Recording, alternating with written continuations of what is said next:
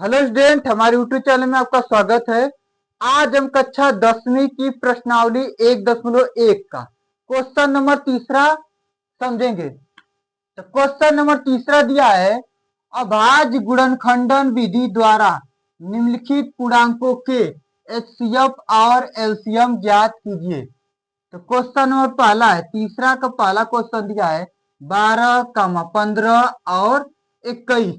इसका अभाज्य गुणनखंड करेंगे। सबसे पहले तो 12 को लिख लेंगे, 12 को लिख लेंगे। अब 12 का क्या करेंगे, अभाज्य गुणनखंड करेंगे। तो सबसे पहले छोटी संख्या से भाग देंगे, तो 2 से भाग देंगे 12 में तो आएगा 6, फिर 2 से भाग देंगे तो आ जाएगा 3, और फिर 3 से भाग देंगे 3 एक कम 3 आ जाएगा। तो 12 बराबर हम लिख सकते हैं 2 गुणे 3। अब 2 कितना बार है, 1 2, तो 2 की घाते 2 लिख देंगे, और 3 एक बार है तो 3 की घाते 1 लिख देंगे। ठीक। अब अगली संख्या 15, तो 15 का अभाज्य गुणनखंड करेंगे, तो 15 को लिख लेंगे। अब फिर क्या करेंगे, इसमें 3 से भाग देंगे, 3 पचे 15, 5 आएगा, फिर 5 से भाग देंगे, 5 एक कम 5। तो 15 बराबर लिख सकते हैं 3 गुणे 5। 3 एक बार है तो 3 की घाते 1 लिखेंगे, 5 एक बार है तो 5 की घाते क्या लिखेंगे, 1 लिखेंगे।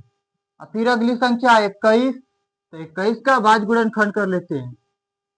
तो सबसे छोटी संख्या से 3 से कटेगा, तो 3 से भाग देंगे, 3 सत 21 7 आएगा, फिर 7 से भाग देंगे, 7 एक कम 7।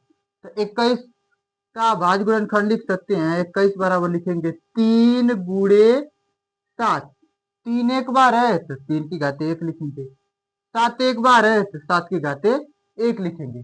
अब क्या करेंगे, इसका एचसीएफ निकालेंगे। क्या करेंगे, एचसीएफ ज्ञात करेंगे। एचसीएफ ज्ञात करने के लिए ऐसी संख्या देखते हैं जो तीनों में कॉमन हो। 12 में देखेंगे क्या है, 3 आया है, 15 में 3 है, 21 में भी 3 है, तो 3 लिख लेंगे। 3 की सबसे न्यूनतम घात लिखेंगे, न्यूनतम को मतलब सबसे छोटी घात। तो सबसे छोटी घात 1 है, यहाँ भी 1 है, 1 है, 1 लिख देंगे। इसकी घाते क्या लिख देंगे, 3 की 1।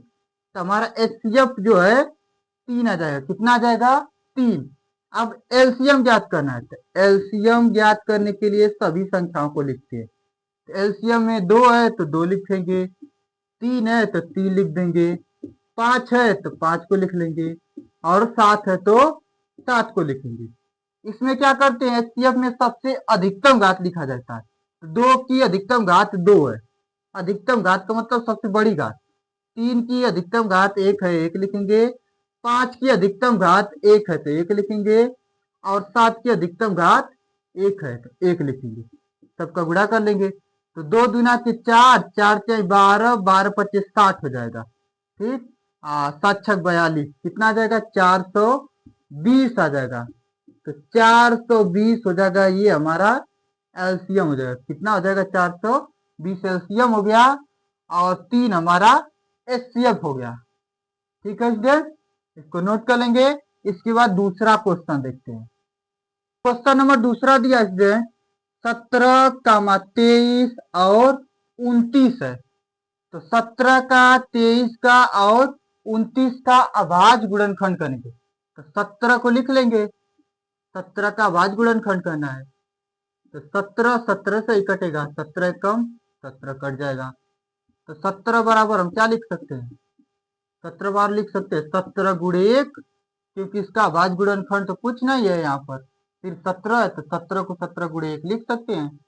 अब 23 का अभाज्य गुणनखंड करेंगे, तो 23 23 से कटेगा, तो 23 से भाग देंगे, 23 से कम 23, तो 23 बराबर हम लिख सकते हैं 23 गुणे 1 लिख सकते हैं।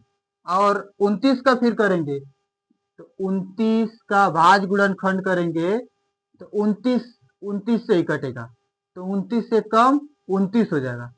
तो 29 बराबर हम लिख सकते हैं 29 गुणे 1। अब देखेंगे तीनों में क्या कॉमन आएगा, 1 आएगा, क्योंकि इसमें 17 है ही नहीं, इन सब में मिल ही नहीं रहा है। 23 नहीं मिल रहा है, न 29 मिल रहा है, सभी में देखेंगे क्या मिल रहा है, 1 कॉमन मिल रहा है। तो हमारा एच HCF बराबर 1 आ जाएगा। कितना आ जाएगा?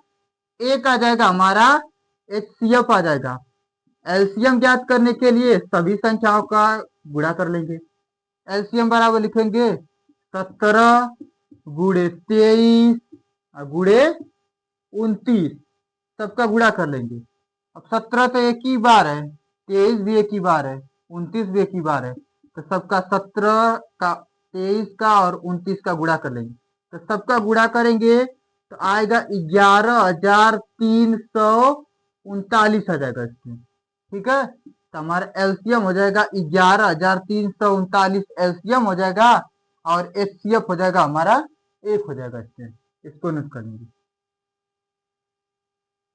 तो स्टूडेंट क्वेश्चन नंबर तीसरा है 8,9 और 25। 8, 9 और 25 का क्या करना है? एचसीएफ और एलसीएम ज्ञात करना है। 8 का भाज गुणनखंड करेंगे। 8 को लिखेंगे, सबसे छोटी संख्या 2 है तो 2 से भाग देंगे, 2 चौको 8, फिर 2 से भाग देंगे, 2 दूना के 4, फिर 2 से भाग देंगे, 2 एकम 2। 8 बराबर लिख सकते हैं 2 की घाते 3 लिख लेंगे। क्या लिखेंगे? 3, क्योंकि 2 कितना बार है? 1, 2, 3, 3 बार है ना 2, तो 2 की घाते 3 लिख दिए। अब 9 का भाज गुणनखंड करेंगे, तो 9 का भाज गुणनखंड करने के लिए सबसे छोटी संख्या काटेंगे। तो 9 3 से कटेगा, 3 3 के 9, और फिर 3 से भाग देंगे, 3 एकम 3, तो 9 बराबर लिख सकते हैं 3 के घाते 2, क्योंकि 3 कितना बार है? 2 बार है, 2 बार, 1 2 2 बार है तो 3 के घाते 2 लिख दिए। ठीक, अब 25 है तो 25 का भी आप भाज गुणनखंड करेंगे, तो 25 में भाग जाएगा 5 से, तो 5 से भाग देंगे, 5 पचे 25, 5, फिर 5 से भाग देंगे, 5 एकम 5, तो 25 बराबर लिख सकते हैं 5 की घाते 2। 5 कितना बार है? 1 2, 5 की घाते 2 लिख दिए। अब एचसीएफ ज्ञात करेंगे।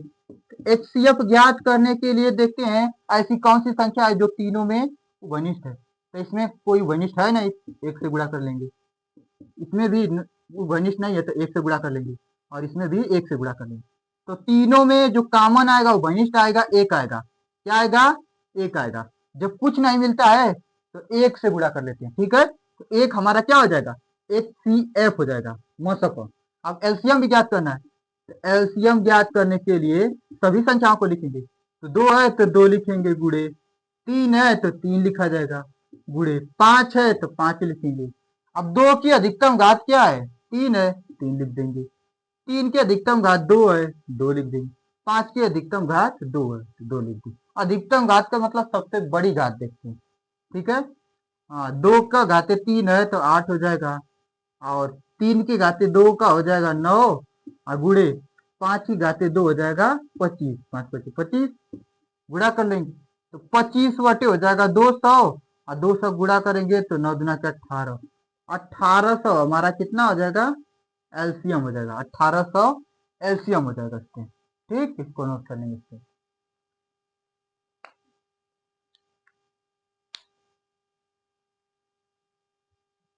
उम्मीद करते हैं यह वीडियो आपको अच्छा लगा है। अगर अच्छा लगा है तो एक लाइक बनता है। धन्यवाद।